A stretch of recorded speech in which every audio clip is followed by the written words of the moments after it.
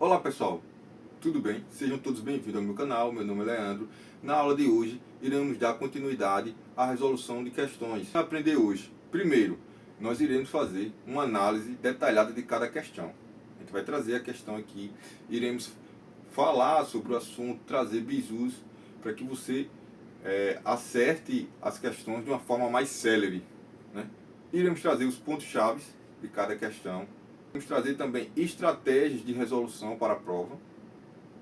E o mais importante, a gente no final da aula vai disponibilizar através de QR Code o link do grupo do WhatsApp de forma gratuita, materiais exclusivos para estudos de concurso, carreiras policiais, prova da OAB. Então, você que tem interesse sobre esse assunto, fica até o final do vídeo que você vai ter esse conteúdo de forma gratuita. Agora iremos resolver a questão de número 7. As outras 6 questões já estão no nosso canal aqui, disponível para vocês de forma comentada. Antes de lermos a questão, eu irei fazer um comentário e irei trazer um macete que vocês vão perceber que rapidinho vocês faziam essa prova. A questão, ela trata de parceria público-privada. O que é que você deveria saber?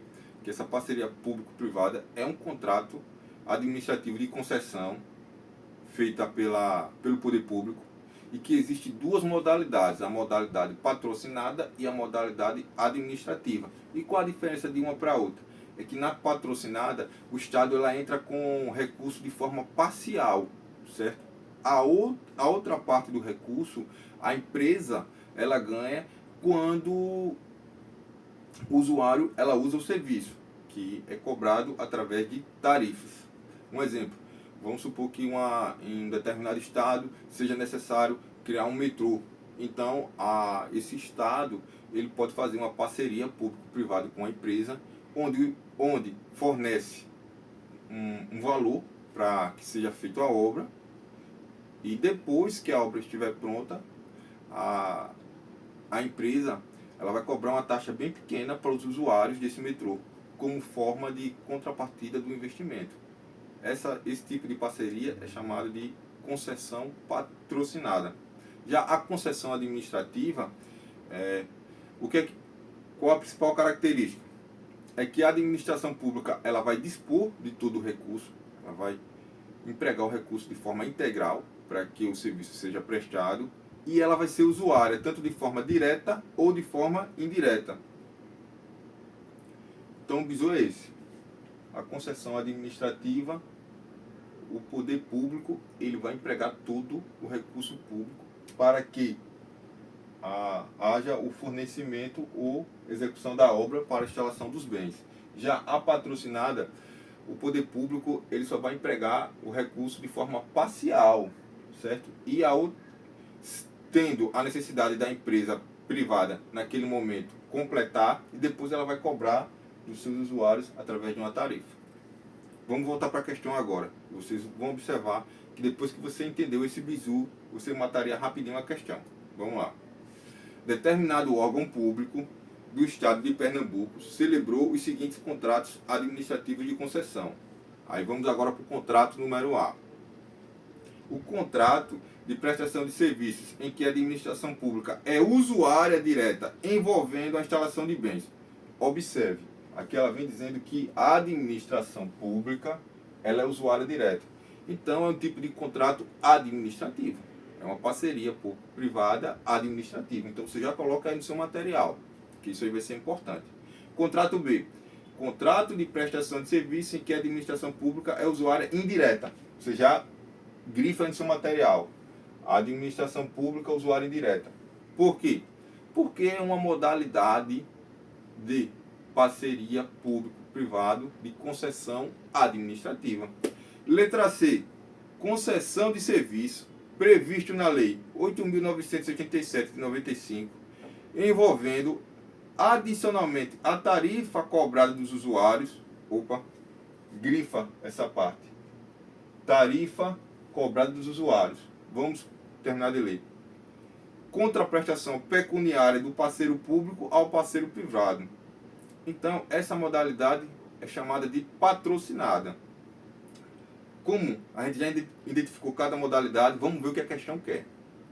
na situação hipotética apresentada, ocorreram, de acordo com a Lei 11.079 de 2004, parcerias públicos-privadas na modalidade. Então, a gente já observa aí que a alternativa é a letra D. Por quê? Porque a letra D ela vem dizendo que os contratos A e B são modalidades de parceria público-privada denominada administrativa. Resposta correta. O bizu, vou sair aqui um pouquinho, se vocês quiserem tirar print, é importante. Eu já deixei grifado em negrito, porque são as palavras-chave que vocês precisam ficar atentas. Olha, concessão patrocinada. Geralmente cobra na prova o quê? Um adicionamento à tarifa cobrada dos usuários. Concessão administrativa. Geralmente cobra na prova o quê? Que a administração pública vai ser usuária, ou direta ou indireta. Então, você sabendo isso, em menos de 30 segundos você acertava a questão. Agora a gente vai falar sobre questão de improbidade administrativa. Improbidade administrativa, ela ocorre quando o servidor público ele tem uma conduta inadequada ou ilegal, de forma dolosa, violando o artigo 9º, 10º e 11º da Lei de Improbidade Administrativa. Quais são esses artigos? O artigo 9º, ele fala de ato de improbidade de enriquecimento ilícito. Ele é punível somente na modalidade comissiva, ou seja, quando o agente ele pratica uma ação. Então, vou trazer um exemplo aqui para ficar mais claro para vocês. Imagine que está tendo uma licitação e o agente, um agente público que é responsável pela licitação, ele chama uma empresa e diz: olha, para a sua empresa ganhar, vai ser necessário você me dar por fora um valor X. Porque se você não me dá esse valor, eu não vou deixar a sua empresa ganhar. Então, nesse exemplo hipotético, a gente percebe que o servidor público ele está pedindo uma vantagem indevida e está havendo um enriquecimento ilícito através de uma ação comissiva. Logo, de acordo com a Lei de Improbidade Administrativa, é punível. Lembrando que ato de improbidade de enriquecimento ilícito, ele só é punível na modalidade comissiva. Exige do agente público uma ação. Já o ato de improbidade que causa prejuízo ao erário, ele é punível tanto na modalidade comissiva ou na modalidade omissiva. Um exemplo, está tendo uma licitação e está vendendo um determinado produto, e no mercado normal o produto é um valor X. Aí o gestor ele chega e compra esse produto por valor 2x, ou seja, ele compra por um valor bem acima do valor de mercado, causando prejuízo ao erário. Então, é um ato de improbidade administrativa. Tanto se ele fazer isso de forma comissiva, através de uma ação, ou através de uma forma omissiva. Ele viu ali que está errado, que o valor que está sendo feito uma negociação através do Estado está muito acima do mercado, mas ele fica calado na dele, não faz nada. É punível do mesmo jeito. E ato de improbidade que atenta contra os princípios da administração pública. Ele é punível tanto na modalidade comissiva como na modalidade omissiva. Um exemplo clássico, que é cobrado em questões de prova, é o servidor que ele ocupa determinado cargo público, que ele sabe de uma informação em razão do cargo, e ao invés de ele manter o segredo, que é o seu dever funcional, ele espalha essa informação. Então, é um tipo de ato de improbidade administrativa que viola os princípios da administração pública. Então, o que é que eu passo de bizu desse assunto? Que o ato de improbidade administrativa, em regra, ele só pode ser punido de maneira omissiva em duas situações: quando houver prejuízo ao erário ou quando atentar contra os princípios da administração pública. Só são esses dois casos que aceitam a modalidade omissiva. Vamos voltar para a questão. em determinada Secretaria do Estado de Pernambuco, ocorreram as seguintes situações, envolvendo funcionárias públicas no exercício de suas funções. Cecília percebeu vantagem econômica indireta para facilitar a alienação de bem público. Olha, Cecília se ela recebeu vantagem indireta, então ela está enriquecendo ilicitamente, né? Vamos para outra situação. Tatiana facilitou a aquisição de bem pelo órgão por preço superior ao valor de mercado. Olha, se ela facilitou a aquisição desse bem, logo ela está trazendo um prejuízo ao erário. É outro que está no artigo 10 da Lei de Improbidade Administrativa. Já Cíntia revelou fato de que teve ciência em razão das atribuições e sobre o qual deveria ter permanecido em segredo, propiciando beneficiamento de outrem com informação privilegiada. Os atos praticados pelas 3 funcionárias públicas ocorreram por omissão dolosa. Olha, observe, são 3 funcionárias. Cecília, ela poderia ser enquadrada na questão do enriquecimento ilícito, ato de improbidade por enriquecimento ilícito. Já a Tatiane poderia ser enquadrada em ato de improbidade administrativa por prejuízo ao erário. E Cíntia deveria ser enquadrada em ato de improbidade administrativa por violar os princípios da administração pública, certo? Entretanto, a questão aqui, eu fiz questão de deixar em negrito, ela fala que as 3 funcionárias ocorreram por omissão dolosa, ou seja, de acordo com a lei, a alternativa correta seria a letra B, onde fala que Tatiana e Cíntia praticaram crimes de ato de improbidade administrativa.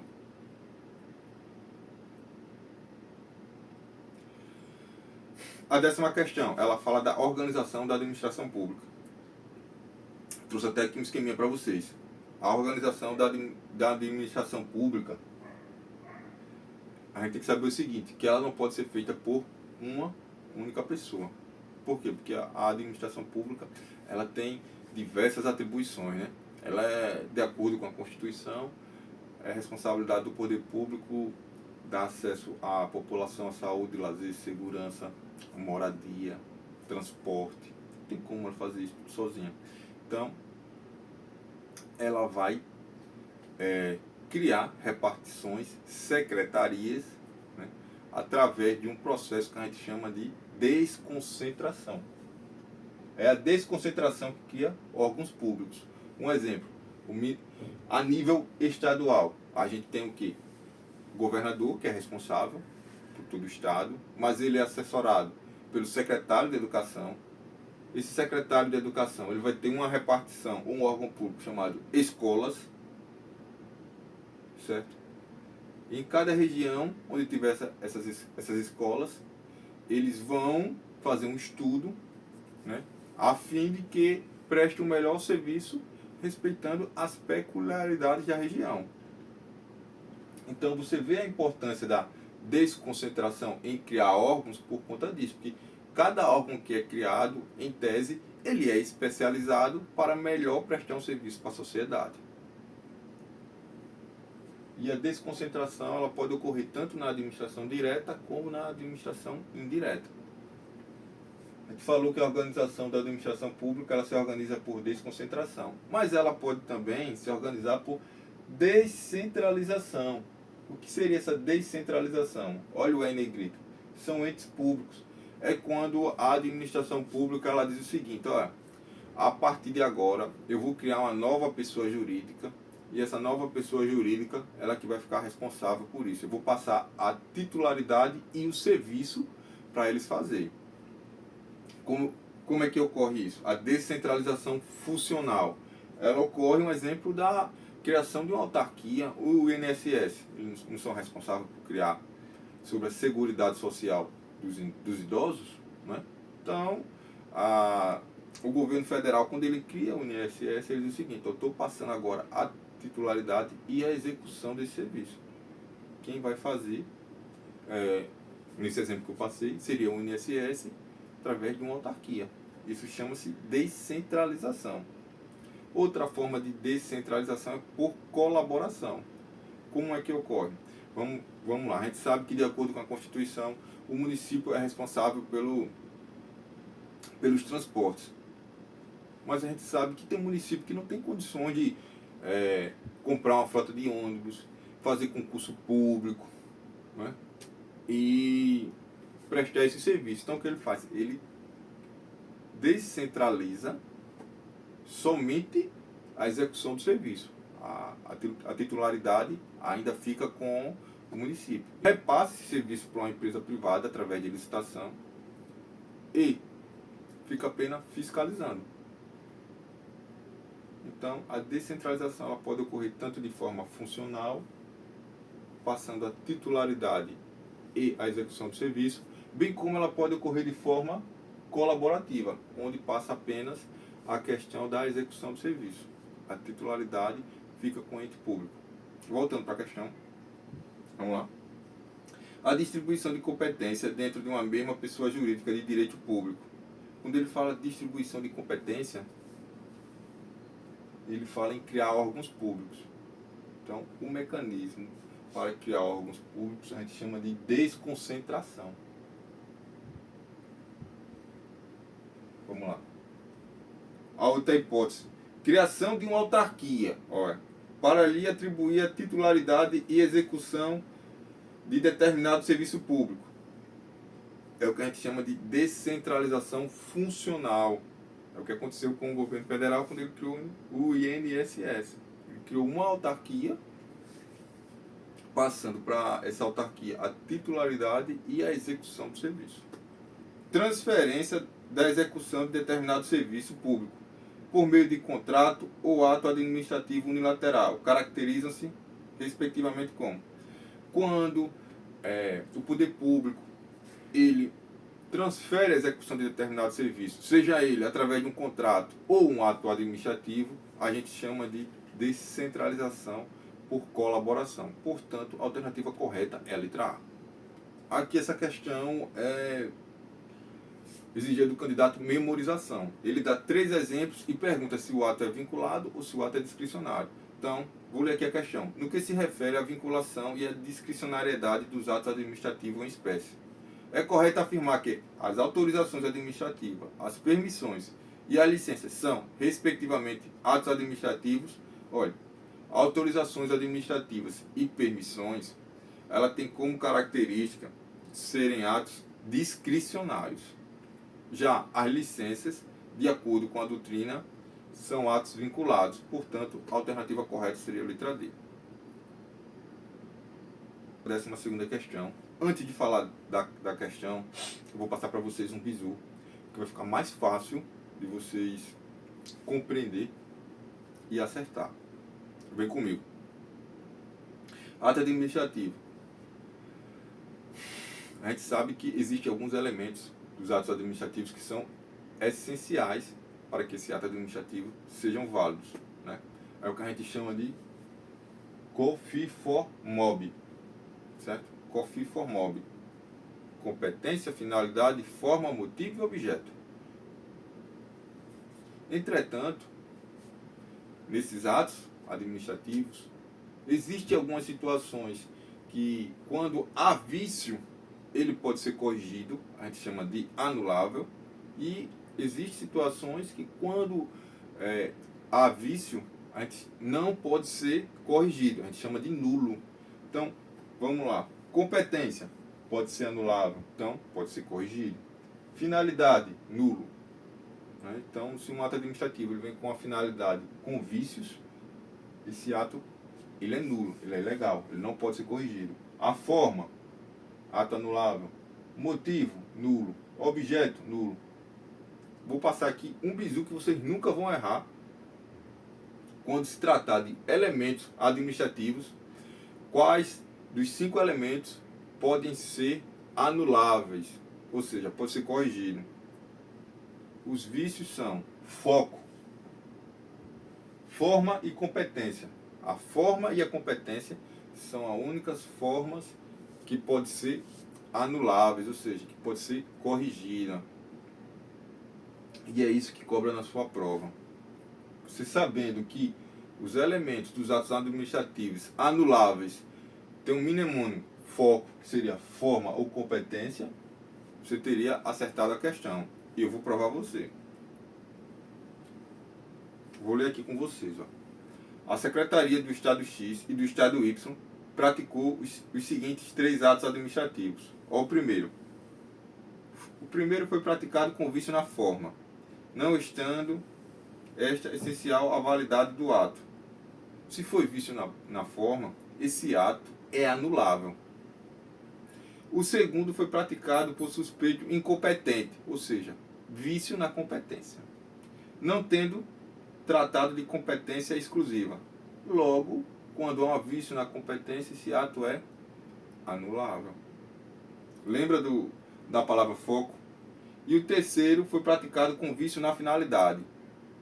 Finalidade, quando há vício nesse ato, nesse elemento do ato administrativo, esse ato é nulo.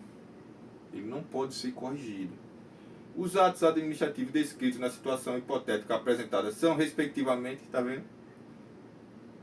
Forma, anulável. Vício na competência, anulável. E vício na finalidade, nulo. Então a resposta seria a letra E.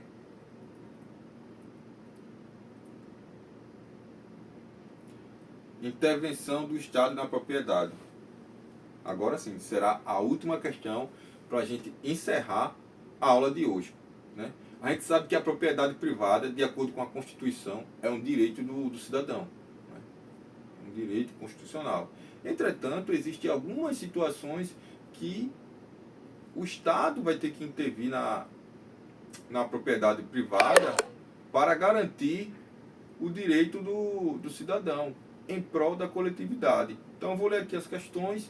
Quando a administração pública utiliza a propriedade particular mediante indenização dos prejuízos que venha a causar para prestar comodidade, utilidade à comunidade. O exemplo, né, da passagem de um gasoduto.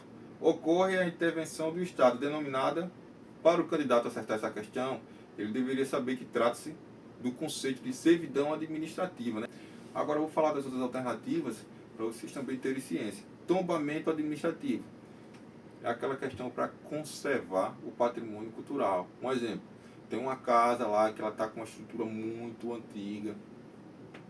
Então, o poder público ele pode fazer um tombamento e dizer para o proprietário daquela propriedade que ele não vai poder mudar aquela estrutura porque ele tem referência de patrimônio histórico. Requisição administrativa. Quem é mais antigo, assim igual a mim, vai lembrar que na juventude, em determinada emissora, na sessão da tarde, passava filmes policiais, onde o policial fazia perseguição ao bandido e em um determinado momento ele chegava e dizia, mandava o motorista parar e dizia que aquele carro estava sendo requisitado em nome da lei, em nome do interesse público. Então isso é um exemplo de requisição administrativa, o que não é o que a questão pede. Limitação administrativa. Ocorre quando o poder público ele limita o direito de propriedade do cidadão. Um exemplo é no estado da Paraíba, onde na orla não é permitido fazer prédios com mais de 5 andares. Né? Motivo, porque se fizer isso, o centro da cidade de Paraíba não vai ter umidade. E o pessoal vai ficar com a sensação térmica muito alta. Então, para proteger a coletividade, lá há essa limitação administrativa. Ocupação administrativa. Ela ocorre quando... vou trazer aqui o exemplo. Imagine que o poder público está construindo uma escola. E, para construir essa escola, ele precisa ocupar o terreno vizinho, colocando os materiais de forma provisória, enquanto está construindo a escola, o prédio. Então, esse tipo de ocupação administrativa provisória é chamado de ocupação administrativa. Então, passei aqui os exemplos para vocês. E, para finalizar a aula, eu vou deixar aqui o QR Code do canal do YouTube. Então, Quem puder se inscrever, puder dar o like, puder compartilhar a aula, é bom que fortalece o trabalho da gente. E também eu deixei aqui o QR Code, vou até me afastar aqui um pouquinho, deixei aqui o QR Code do grupo do WhatsApp. Nesse grupo aqui do WhatsApp, vocês vão ter acesso a material gratuito e exclusivo. Então você que está estudando, você que gosta da disciplina de Direito, é uma oportunidade ímpar. E o melhor, é de graça, vocês não vão pagar nada.